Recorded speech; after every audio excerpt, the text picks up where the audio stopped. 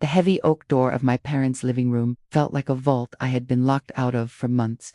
Inside, the house smelled of expensive candles and the stale, lingering scent of my father's cigars, the same smell that had defined my childhood. But the air today was thick with a different kind of rot. I stood there, clutching a folder of bank statements that looked like a death warrant. 6 months ago, the world stopped turning. My 7-year-old son Leo was diagnosed with a rare, aggressive form of liver failure. The only thing standing between him and a casket was a transplant procedure that, even with insurance, required a down payment of $250,000 for the surgical team, the post-op medication, and the specialized aftercare.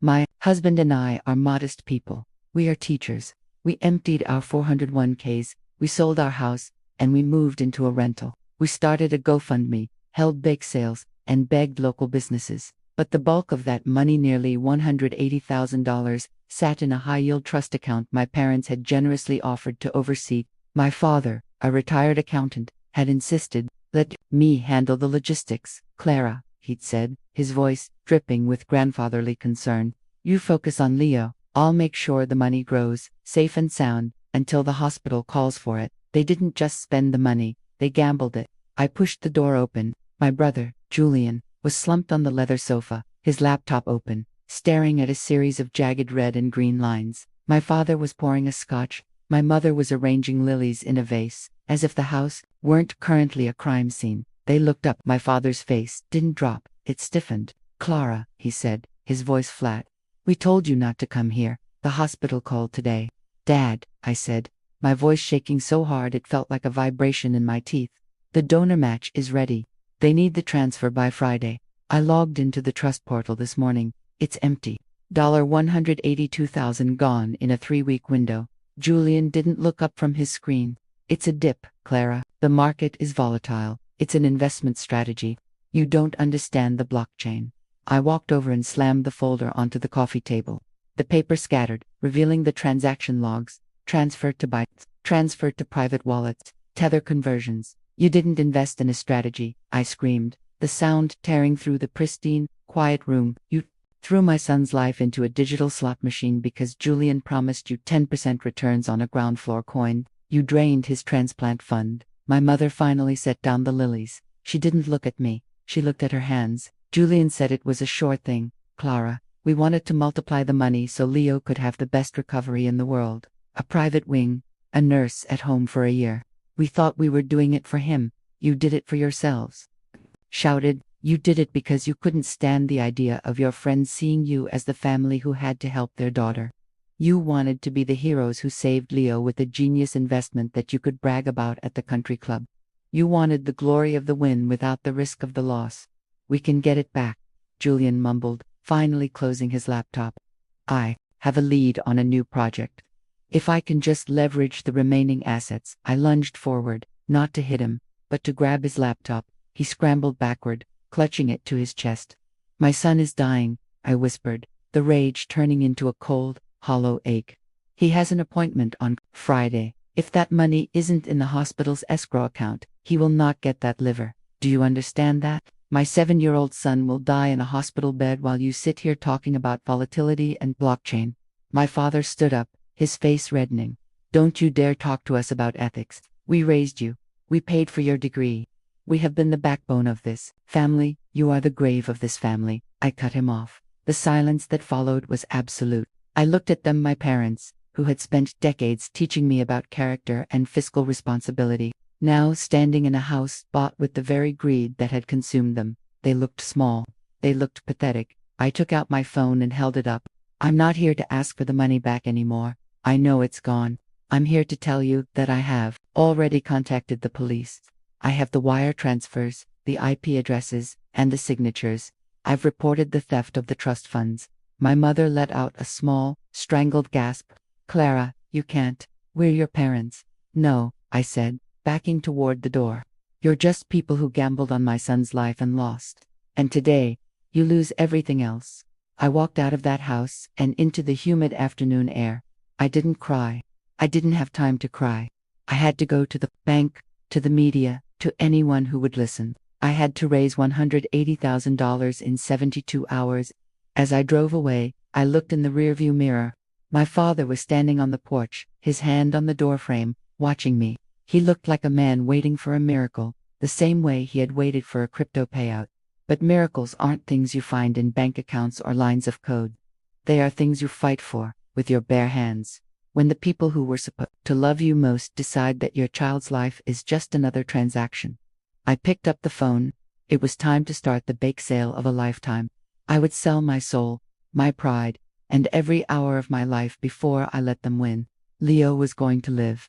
And as for the people in that house, they would have all the time in the world to watch their digital charts turn to zero. The first place I went was the bank, not because I expected sympathy, but because I needed leverage. The branch manager, a woman named Farah, who had once helped us set up Leo's medical escrow account, looked up the moment she saw my face. People always think paperwork is cold and indifferent, but institutions recognize distress faster than words do. Clara, what happened? I slid into the chair across from her and opened my phone. The transaction history was already pulled up, every line item like a fresh cut. They emptied it, I said. Every dollar, crypto transfers, Binance wallets, private exchanges, it's gone. Farah didn't interrupt. She just scrolled, her expression tightening in increments. This account was under a fiduciary agreement, she said quietly. Your parents were not authorized to make speculative transfers without dual consent signatures. They did it anyway. That was the part that kept echoing in my head. Not just betrayal but ease, the casual confidence of people who had never once believed consequences applied to them. Farah closed the folder and leaned back slightly. You've already filed a report. I told them I would. I meant it. Good, she said. Then, after a pause, we can flag the transfers as contested. It won't reverse crypto movement, but it strengthens your case. And there may be institutional recovery channels, if any exchanges comply. I almost laughed at the word if. What I need, I said, is time. 72 hours. She studied me for a long moment, then stood up. Let me make some calls. While she stepped into the back office, I sat there staring at the glass walls of the bank lobby. People moved through it with quiet certainty: deposit slips, mortgage forms, retirement planning packets. Ordinary life, continuing as if somewhere else a child wasn't running out of it. My phone buzzed. A message from my husband, Amir, hospital confirmed. If funds aren't cleared by Friday 10 a.m., they move Leo off the transplant list. No pressure, just the end of everything. I closed my eyes, once, sharply, like that could reset the timeline. When Farah returned, she handed me a printed sheet. This is a list of recovery attorneys who specialize in digital asset fraud. And Clara, there's something else. She hesitated. One of the outgoing transfers went through a centralized exchange before it was split into wallets. That means there's a slim chance of freezing part of it if we move fast enough. Slim chance. I latched onto it like a drowning person. How slim? Not zero, she said. It was enough. By the time I left the bank, the afternoon heat had turned the city into a shimmering blur. I didn't go home. There was nothing there for me except a silence I couldn't afford. Instead, I went to the school where I taught. The building smelled like floor polish and old paperbacks. My classroom was empty, chairs stacked, whiteboard half wiped from the last lesson I would probably never finish. On my desk sat a pile of ungraded essays, future goals. The prompt had read. I opened the top one without thinking. I want to be a doctor so I can help kids like Leo. My breath caught so suddenly it hurt. Of course they knew. Kids always know more than adults think they do. I pressed my palms into the desk until the shaking stopped. Then, I did something simple and brutal.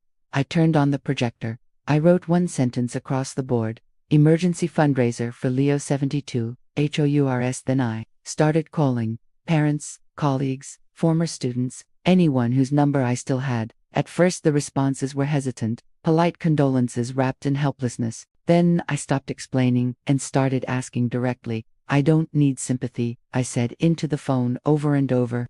I need donations. I need people in rooms, not prayers. Something shifted. After the 10th call, a mother from my class texted back. We can host a community dinner tonight. A former student replied, I'll live stream it. A colleague said, I'll match up to $5,000 if we hit the first $10K. It wasn't hope yet, it was motion. And motion was what I needed to outrun panic. By evening, the school auditorium had transformed into something unrecognizable. Tables were borrowed from the cafeteria. Flyers were printed on half-used copier ink. Someone brought string lights, Someone else brought a microphone that kept squealing every time it was touched. I stood off to the side watching it happen, like I had stepped out of my own life and was observing someone else's emergency. Amir arrived just before it started. His shirt was wrinkled, his eyes hollow from sleeplessness. He didn't ask where I had been, he just said, "How much?" "Not enough," I said, then corrected myself. "But more than this morning." He nodded once, as if that was the only language left that mattered.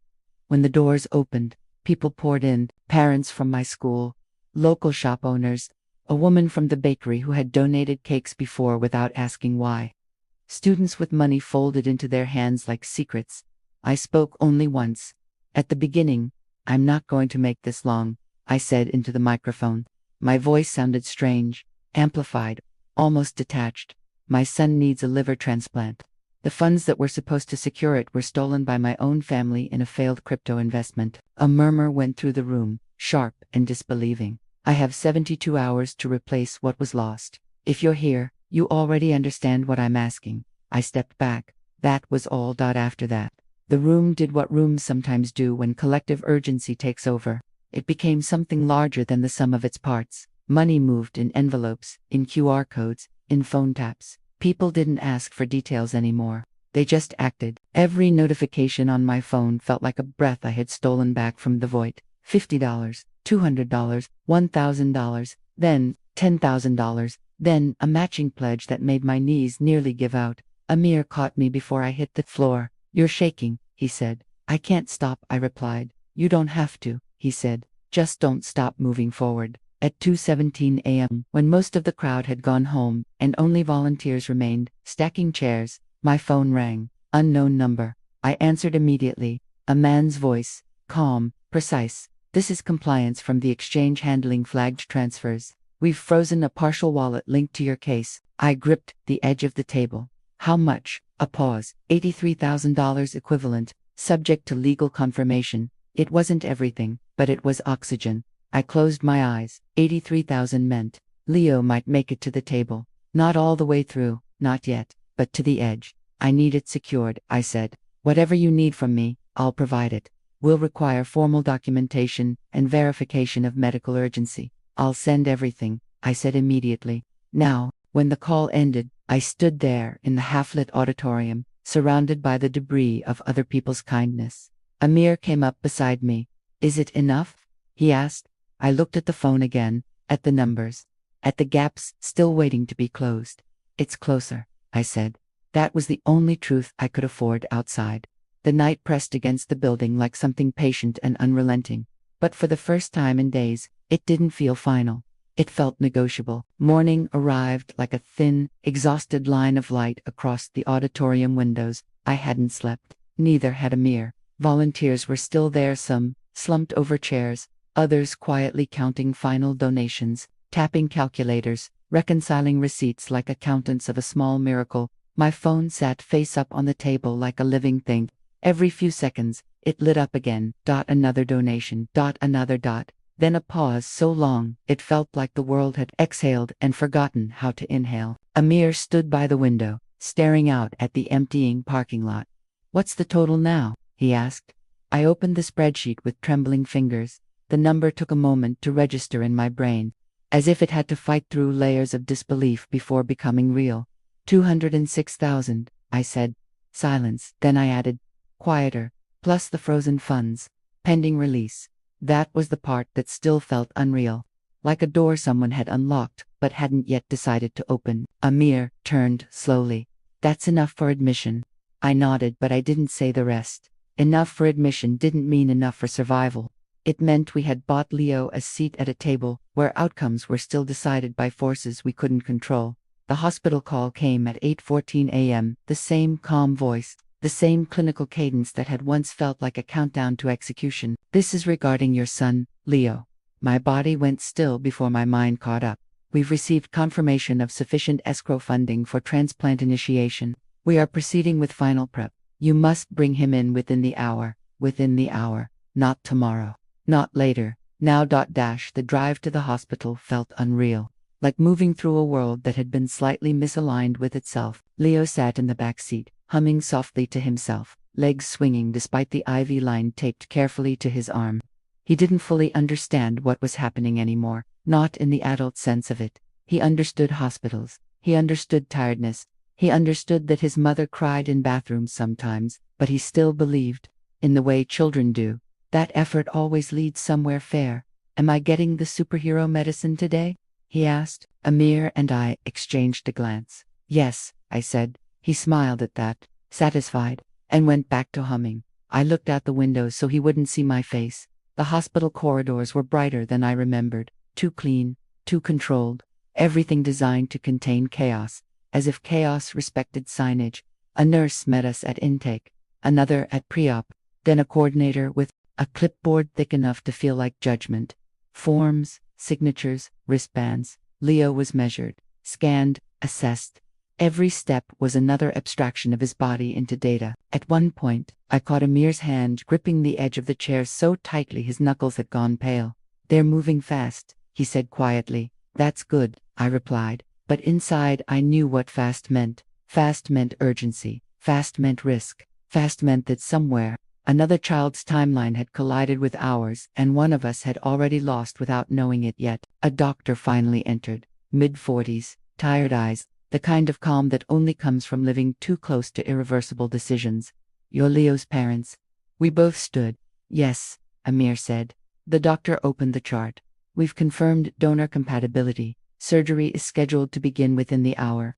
I need to explain the risks. I stopped listening after the word donor, because for the first time in months, that word wasn't hypothetical. It was real. It meant someone else's ending had become our beginning. They took Leo down the corridor in a small bed too large for his body. He waved as they rolled him away. I'll see you after superhero medicine, he said, brightly. I forced my hand to wave back. Then he disappeared through double doors that shut with a sound quieter than I expected, and suddenly there was nothing left to do. No calls to make, no money to raise, no systems to hack or beg or fight, just waiting. The waiting room was too small for the amount of silence inside it. Amir paced. I sat, then stood, then sat again. At some point, my phone buzzed. A message from an unknown number. Funds fully released. Transfer complete. I stared at it for a long time. 83,000 had come back from the edge, not enough to save everything, but enough to erase the last.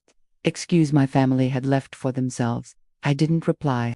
I just turned the phone off. Hours passed in fragments. Announcements over intercoms, footsteps in corridors, the distant beep of machines doing the work of keeping strangers alive. At one point, Amir fell asleep in the chair beside me, head tilted back, exhaustion finally winning its argument with adrenaline. I couldn't sleep.